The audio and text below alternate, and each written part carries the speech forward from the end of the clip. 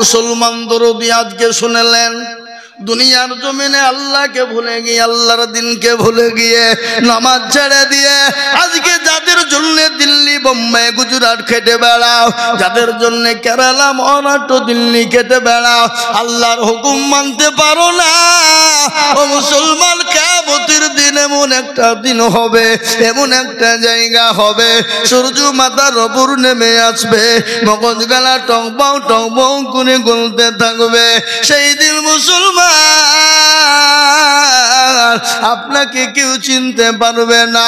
আপনার ছেলে, আপনার মেয়ে, আপনার ভাই, আপনার বোন, আপনার বাপ, আপনার মা, আপনার বন্ধু, আপনার দোস্ত আপনাকে কিয়ামতের দিন চিনতে পারবে না। আল্লাহ যখন বলবে বান্দারে যাও যাও যাও জাহান্নামে চলে যাও, আল্লাহকে বলবে মাবুদ গো আমাকে জাহান্নামে তুমি দিবে না। বলে কেন দিব না? বলে দুনিয়া জমিনে যাদের জন্য এত পেরেশান, রাতকে রাত মনে করিনি, দিনকে দিন মনে করিনি, মাবুদ মাওলা রব্বুল আলামিন আমি কালকে তাদের কাছে একটা নেকি জন্য চলে যায়। বিবির কাছে যাবে, বিবি চিনতে পারবে না, মেয়ের কাছে যাবে, মেয়ে চিনতে পারবে না, মায়ের কাছে যাবে, ভাই চিনতে পারবে না। কোরআন বলে দিলেন ইয়াউমা ইয়াফিরুল মারউ মিন আখি ওয়া উম্মিহি ওয়া আবিহি ওয়া সাহিবাতিহি ওয়া বানি।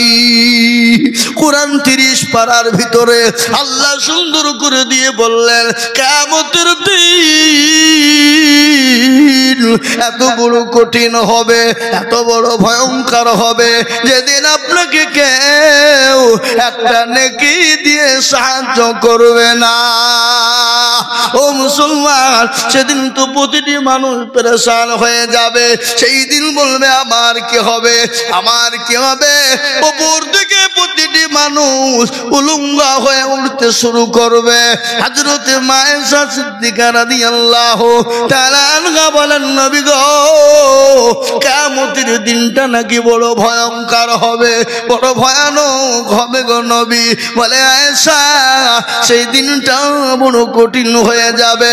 বলে নবী গো সেই দিন প্রতিটি মানুষ নাকি উলঙ্গা হয়ে উঠতে থাকবে।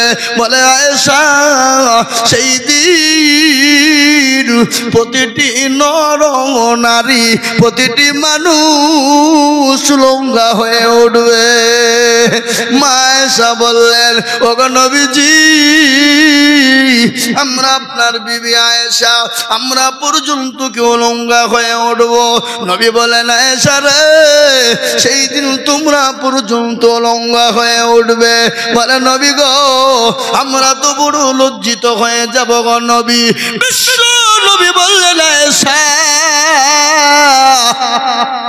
ভালো করে শুনে নাও, কান করে শুনে নাও, সেই দিনটা এত কঠিন হবে, সেই দিন কেউ কাউরির দিকে চেয়ে দেখবে না, সেই দিন কেউ কাউকে মেনে নিবে না। সেই দিন বাঁচার জন্য আরশের ছায়া নিতে হলে দুনিয়ার জমিনে আল্লাহর দিনকে মেনে নিতে হবে। আরশের ছায়া যদি লাভ করতে চাও দুনিয়ার জমিনে আল্লাহর কোরআনকে জীবনে ফিট করতে হবে। কোরআন আমরা আজকে কোরআনটাও পড়া জানি না, কোরআন পড়া তো নিজেও জানি না, ছেলে মেয়েদেরকে কোরআন শেখার জন্য আমরা আগিয়ে দিতে পারি না, নামাজ পড়ি না। আজকে আমাদের দেশের লোক নামাজ পড়ে নাকি? কথা কন নামাজ পড়ে? নামাজই পড়ে না। 100-র মধ্যে 98% লোক নামাজ পড়ে না। কপারসেন্ট পড়ে রে বাবা? কপারসেন্ট পড়ে 2%, তাই না? 2%-এর ভিতরে 1% লোকের কোন রকম নামাজ হয়, কোন রকম টাইটুই করে চলে, ভাঙা গাড়ির মতো। কি বুঝলেন ও মুসলমান? আর 1% লোকের নামাজ কিন্তু হয় না। যদি বলে কেন, বলে সে আত্তাহিয়াতু জানে তো দুরূদ শরীফ জানে না, দুরূদ শরীফ জানে তো দোয়া কুনুত জানে না। অনেক লোক আছে দোয়া কুনুত কি সেটাও বুঝে না, ঠিক কি না? কথা কন না কেন? দোয়া কুনুত কোনটা সেটাই বুঝে না। অনেক লোক আছে দোয়া সানা জানে না, অনেক লোক আছে দোয়া মাসুরা জানে না। ও মুসলমান, আমার দেশের একটা মানুষ ছিল, তার বয়স 127 বছর, বাবা মারা গেছে। আল্লাহ তাকে জান্নাতবাসী করুক। আমরা তখন তালিবে ইলম, ছোট ছেলে, ছোট মানুষ আমরা, কিন্তু সে সময় আমাদের মসজিদে যাওয়ার কিন্তু খুব জোর ছিল।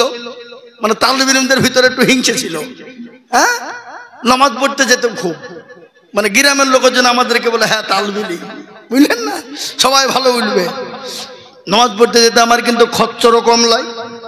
তালিবে ইলমরা একটু বেশিরভাগ একটু খচ্চর হয়। আর কিন্তু খচ্চরের যতই খচ্চর হোক তালিবে ইলমরা, এ গুনাহ কিন্তু তালিবে ইলমদের মাফ করবেন কে? জোরে বলুন। বিশ্বনবী বলে গেছেন, যে রাস্তা দিয়ে তালিবে ইলমরা হেঁটে যায়, ভালো করে শুনেন, যে রাস্তা দিয়ে তালিবে ইলমরা হেঁটে যায়, যে রাস্তা দিয়ে মাদ্রাসার ছাত্ররা হেঁটে যায়, আল্লাহ রহমতের ফেরেশতা তাদের জন্য পর বিছিয়ে দেয়। সুবহানাল্লাহ বলুন।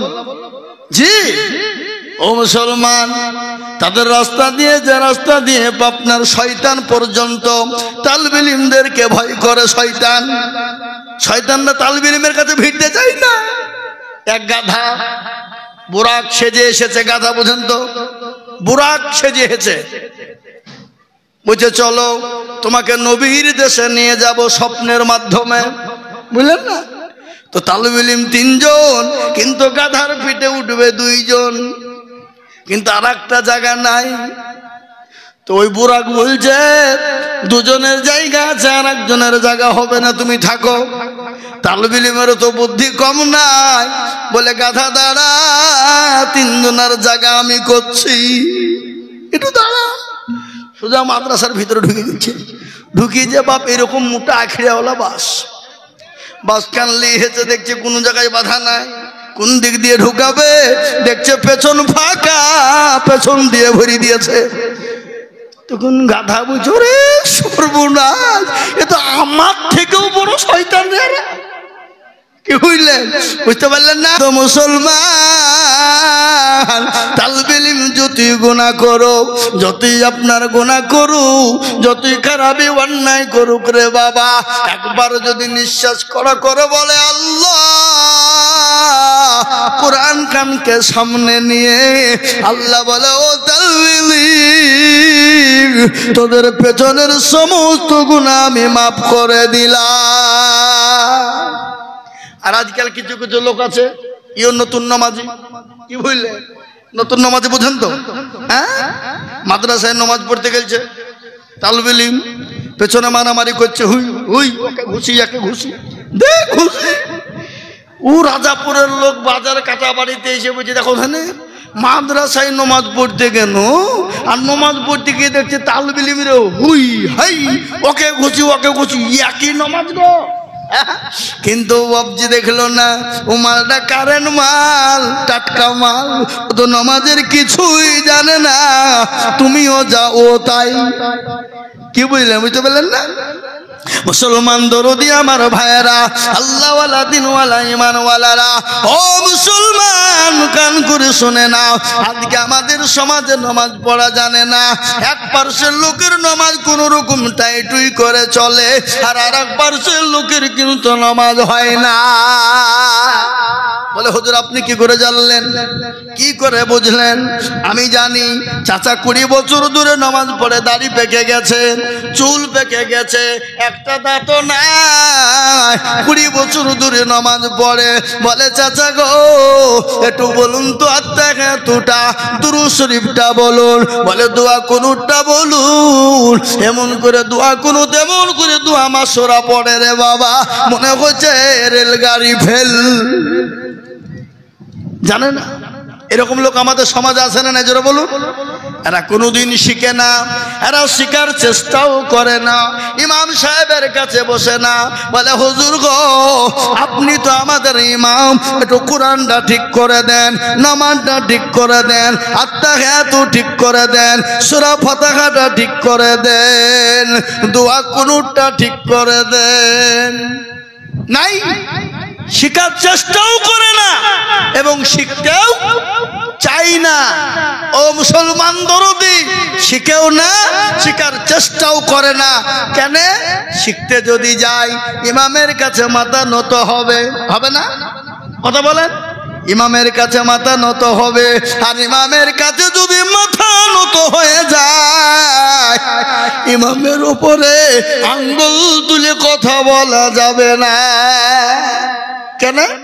ইমামের কাছে শিখেছে বলে ইমাম যদি বুঝে ফেলে ভুল নামাজ পড়ার বেলায় নাই, কোরআন ঠিক নাই, আর তুমি মৌলবীর ভুল ধরো, এই লজ্জাতে কেউ শিখতেও যায় না। কেন? শিখতে গেলে ছোট হতে হবে। মনটা কেন খারাপ?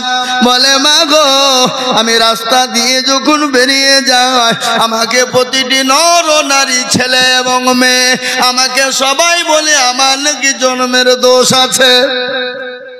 বলে বেটা কে বলেছে?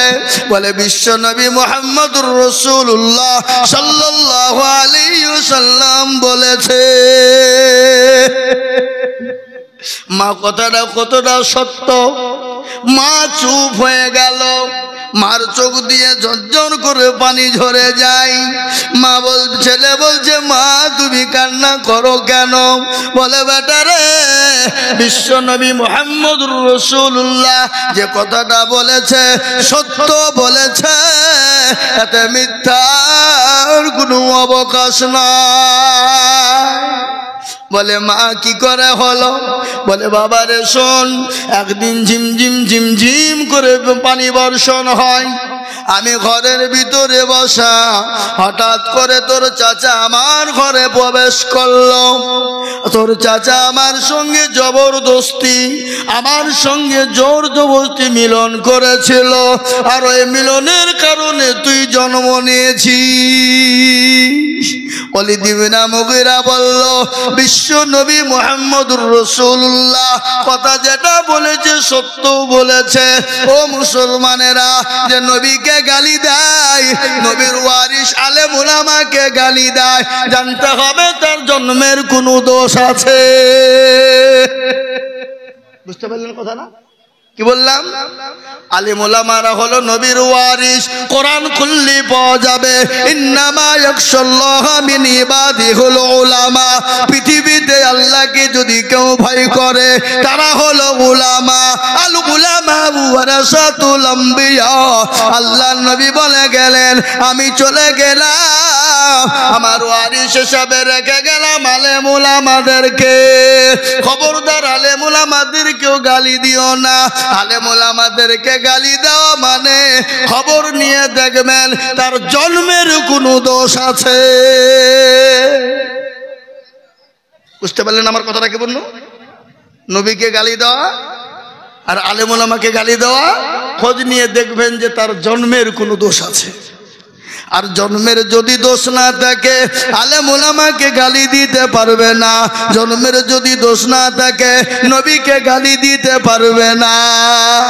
ও মুসলমান দরদি, আল্লাহওয়ালা, দিনওয়ালা, ইমানওয়ালা, আজ আমি আপনাদেরকে বলবো এই ইসলামকে মিটিয়ে দেওয়ার জন্য যুগে যুগে যত বেঈমান কাফের এসেছিল ইসলামকে তারা মিটাইতে পারেনি, তাদেরকে আল্লাহ দুনিয়ার জমিনে বরবাদ করে দিয়েছে, ধ্বংস করে দিয়েছে।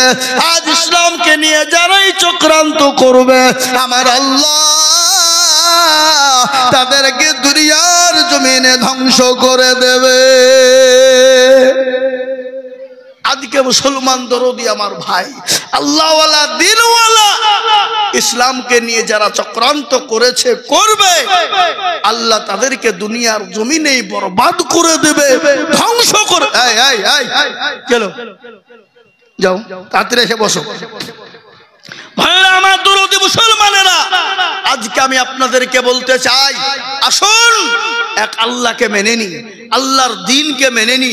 ইসলামকে মেনে নি, কোরআনকে মেনে নি, রসুলকে মেনে নি, মসজিদমুখী হই, দিনমুখী হই, কোরআনমুখী হই, ইসলামমুখী হই, আল্লাহওয়ালা হই, দিনওয়ালা হই, মদদ আসবে কার তরফ থেকে? জোরে বলুন না, কার তরফ থেকে আসবে? আল্লাহর তরফ থেকে আসবে বাপ। আজকে আমরা আমাদেরকে কি বলি আর কি শোনাই, আমি তো এর আগে প্রায় জায়গায় কথাটা বলেছি বাপ। আল্লাহ দুনিয়ার জমিনে আমাদেরকে বানিয়েছেন তার ইবাদতের জন্য, তার বান্দেগীর জন্য, তার হুকুমকে পালন করার জন্য। কোরআন তার প্রমাণ দিয়ে বললেন, ওমা খলাকতুল জিন্না ওয়াল ইনসা ইল্লা লিয়াবুদুন।